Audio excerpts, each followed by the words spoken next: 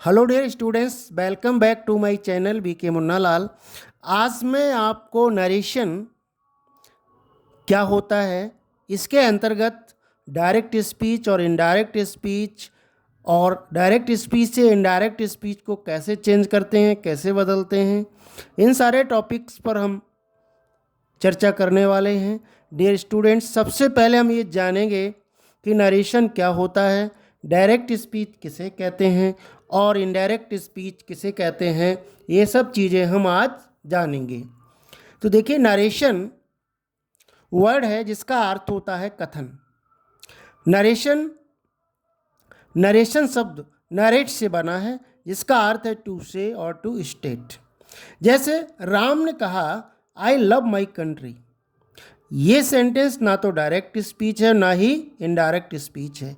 ये केवल एक स्पीकर के द्वारा बोला गया डायलॉग है, एक संवाद है जिसमें राम स्पीकर है, आई लव माई कंट्री ये उसका डायलॉग है, ये संवाद है। जब इस कथन को कोई तीसरा व्यक्ति, कोई थर्ड पर्सन इसको रिपोर्ट करेगा तो ये डायरेक्ट स्पीच होगा। और वो किस तरह से इसे रिपोर्ट करेगा, किस तरह से कहेगा, उसके आधार पर ये निर्धारित होगा, ये तय होगा कि वह वाक्य डायरेक्ट स्पीच है या इनडायरेक्ट स्पीच है। आइए देखते हैं। वक्ता के द्वारा कही गई बात को निम्न दो प्रकार से प्रकट किया जाता है। यानी वक्ता ने जो डायलॉग कहा है उसे हम निम्न दो तरह से प्रकट कर सकते हैं। सबसे पहला होता है डायरेक्ट स्पीच। डायरेक्ट स्पीच को हिंदी में प्रत्यक्ष कथन कहते हैं। To report the actual words of the speaker within inverted commas is called a direct speech. वक्ता के द्वारा कही हुई बात को उसके वास्तविक शब्दों को इन्वर्टेड कामाज में प्रस्तुत करना प्रत्यक्ष कथन कहलाता है, डायरेक्ट स्पीच कहलाता है। एग्जाम्पल हम समझते हैं। राम सेड, राम ने कहा, कामा, इन्वर्टेड कामा में हम लिखेंगे I love my country, full stop, inverted comma closed. यह दूसरे व्यक्ति के द्वारा कहा गया है, ये डायरेक्ट स्पीच कहलाता है। अब इसी कथन को हम इनडायरेक्ट स्पीच के रूप में देखेंगे तो सबसे पहले हमको ये देखना होगा कि इनडायरेक्ट स्पीच किसे कहते हैं। इनडायरेक्ट स्पीच हिंदी में परोक्ष कथन कहलाता है।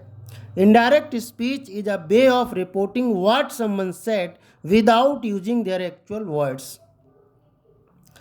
इनडायरेक्ट स्पीच वह वाक्य होता है जिसमें वक्ता के द्वारा कहे हुए वास्तविक शब्दों को ना कहकर अपने शब्दों में व्यक्त करना, अर्थात वक्ता द्वारा कही हुई बात को अपने शब्दों में व्यक्त करना इनडायरेक्ट स्पीच होता है, परोक्ष कथन होता है।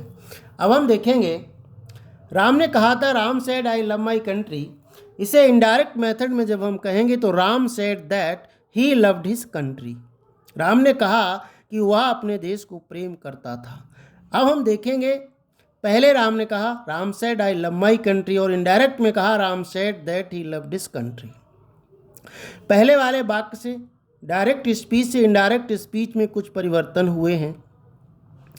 कौन से परिवर्तन होते हैं, उन्हें किस प्रकार करते हैं, हम डायरेक्ट स्पीच के अंतर्गत, इनडायरेक्ट स्पीच के अंतर्गत इन सारी चीज़ों को समझेंगे। सबसे पहले हम ये जानेंगे कि जो डायरेक्ट स्पीच होता है उसके कितने भाग होते हैं, उसमें क्या क्या होता है। इस चीज़ को हम बहुत बारीकी से समझेंगे। आइए समझते हैं। रिपोर्टेड डायरेक्ट स्पीच के निम्न दो भाग होते हैं, रिपोर्टिंग स्पीच और reported speech. Reporting speech direct speech का वह भाग होता है जो इन्वर्टेड कामाज के बाहर रहता है, और रिपोर्टेड स्पीच डायरेक्ट स्पीच का वह भाग जो इन्वर्टेड कामाज के अंदर रहता है। अब हम इसे उदाहरण से समझ लेते हैं। जैसे एक वाक्य लिखा है direct speech, he said to me, comma, inverted comma, I gave you a book yesterday, full stop, inverted comma closed.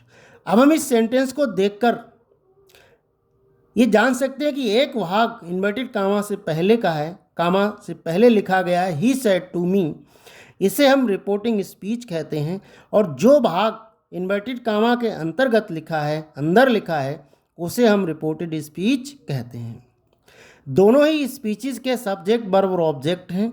Reporting speech में आया हुआ ही, ये रिपोर्टिंग स्पीच का सब्जेक्ट है।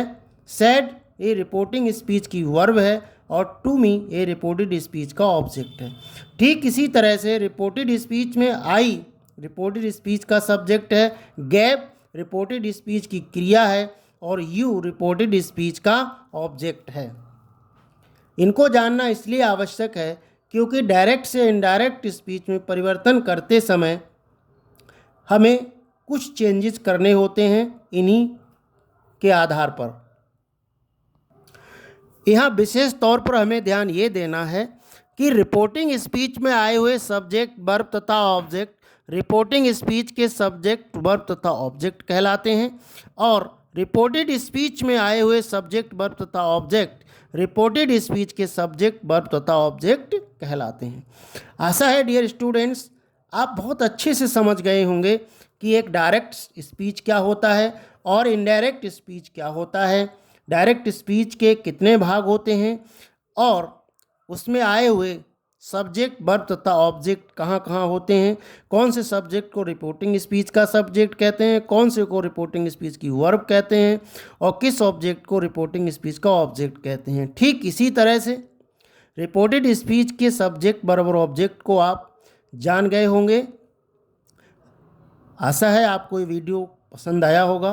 पसंद आया हो तो इसे लाइक करिएगा, शेयर कीजिएगा और वीडियो के अंत में मैं अन्य इम्पॉर्टेंट टॉपिक्स की लिंक दे दूंगा, उन्हें जाकर आप देख सकते हैं। Thanks for watching.